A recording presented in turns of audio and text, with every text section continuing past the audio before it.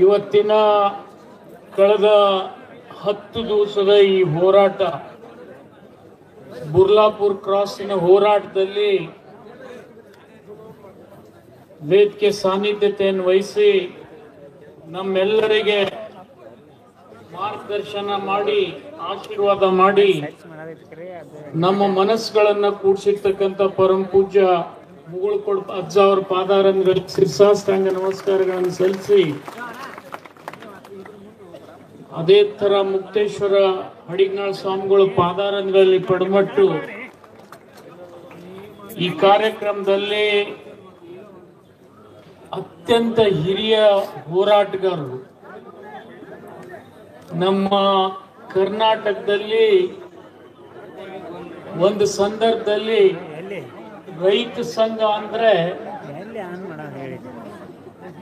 ನಂಜುಂಡಸ್ವಾಮಿ ಅವರ ನಂತರ ರೈತ ಸಂಘ ಅಂತ ಹೇಳಿದ ಮಾತಿತ್ತು. ಆ ಸ್ಥಾನ ತುಂಬತಕ್ಕಂಥವ್ರ ಕೊರತೆ ಬಹಳ ಇತ್ತು.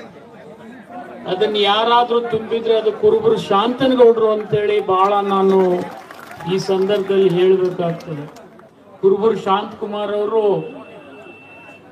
ಎಷ್ಟು ದೊಡ್ಡ ತ್ಯಾಗ ಮಾಡಿದ್ದಾರೆ ನಿಮ್ಗೆಲ್ಲ ಗೊತ್ತಿಲ್ಲ. ಇವತ್ತು ನೀವು 10 ದಿವಸನಾಗ ನನಗೆ ಅಂಜಿಸಿ ಓಡಿಸಿದ್ರಿ. ಅವರು ಜೀವನ ತುಂಬಾ ಹೋರಾಟ ಮಾಡಿದಾರ. ಅವ್ರ ದುರ್ದೈವ ಎಂತಾದು ಅಂತಂದ್ರೆ ಅವ್ರ ಇಡೀ ಜೀವನವನ್ನೇ ರೈತ ಸಂಘದ ಪರವಾಗಿ ಹೋರಾಟ ಮಾಡ್ಲಿಕ್ಕೆ ಮುಡುಪಿಟ್ಟಿದ್ದಾರೆ.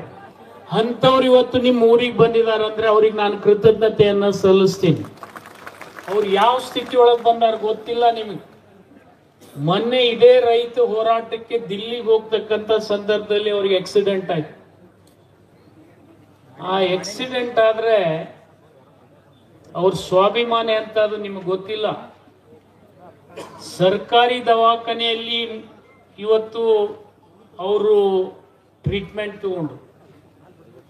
ನಾವು ಸ್ವತಃ ಹೋಗಿ ಹೇಳಿದ್ವಿ, ಸರ್ಕಾರದಿಂದ ಏನೂ ತಾವು ಬಯಸ್ಬೇಡ್ರಿ, ನಾವು ಮಾಡ್ತೀವಿ ಅಂದ್ರೆ ನಿಮ್ಮ ಹಣ ನಮಗ್ ಬೇಡ ಅಂದತಕ್ಕಂಥ ನಾಯಕರು ಯಾರಾದ್ರೂ ಇದ್ರೆ ಅದು ಶಾಂತಕುಮಾರ್ ಅವರು. ಅವರನ್ನ ಕಂಡು ಮುಖ್ಯಮಂತ್ರಿಗಳು ಸ್ಪೆಷಲ್ ಹೆಲಿಕಾಪ್ಟರ್ ಮಾಡಿ ನೀವು ಇವತ್ತು ಆರೋಗ್ಯವಂತರಾಗಬೇಕು, ನಮ್ಮ ಮಾರ್ಗದರ್ಶನ ಮಾಡ್ಬೇಕಂತ ಹೇಳಿ ಅವರು ಕಂಬನಿ ಮಿಡಿದವರು. ಅಂಥವ್ರು ಇವತ್ತು ಹೋರಾಟಕ್ಕೆ ಬಂದಾರ. ಅವರಿಗೆ ಶಕ್ತಿ ತುಂಬತಕ್ಕಂಥವ್ರು ಯಾರಪ್ಪ ಅಂತಂದ್ರೆ ಈ ಸಂದರ್ಭದಲ್ಲಿ ಶಿವನಪ್ಪ ಪೂಜಾರಿ ಅವರು, ಶಶಿಕಾಂತ್ ಗುರೂಜಿ ಅವರು ಅಂತ ಹೇಳಿ ನಾನು ಹೇಳಬೇಕಾಗ್ತದೆ. ಅವ್ರು ಇರದೆ ಹೋಗಿದ್ರೆ ಇಲ್ಲಿ ನಾನು ಬರ್ತಿರ್ಲಿಲ್ಲ. ನಾ ಬಂದೆ, ಬರುದ್ರಾಗ ನಾನು ನೋಡ್ದೆ, ನಾ ಮನುಷ್ಯ ಅದನ್ನ ಇತ್ತಿದ್ದೀನಿ, ನನಗೆ ಹೆಣ ಮಾಡಿದ್ರಿ ನೀವು. ಇರ್ಬೋದಂದ್ವಿ ನಾವು, ಏನ್ ನಮಗೆ ನಾ ಇನ್ನ ಜೀವಂತ ಅದೀನಿ ಅಂತ ಹೇಳಕ್ ಬಂದಿದ್ದು, ಹೇಳಕ್ಕೂ ಕೊಡ್ಲಿಲ್ಲ ನೀವು ಅವತ್ತು. ಇದೆಲ್ಲ ನಡೀದಿದ್ದನ್ನು ಬಹಳ ಗಣನೆಗೆ ಇಟ್ಕೋಬಾರ್ದು. ಯಾಕಂದ್ರೆ ನೀವು ನನಗೆ ಹೆಣ ಮಾಡಿದ್ದಿಲ್ಲ ಅಂದ್ರೆ ಸರ್ಕಾರ ಹೆಣ ಆಗ್ತಿತ್ತು.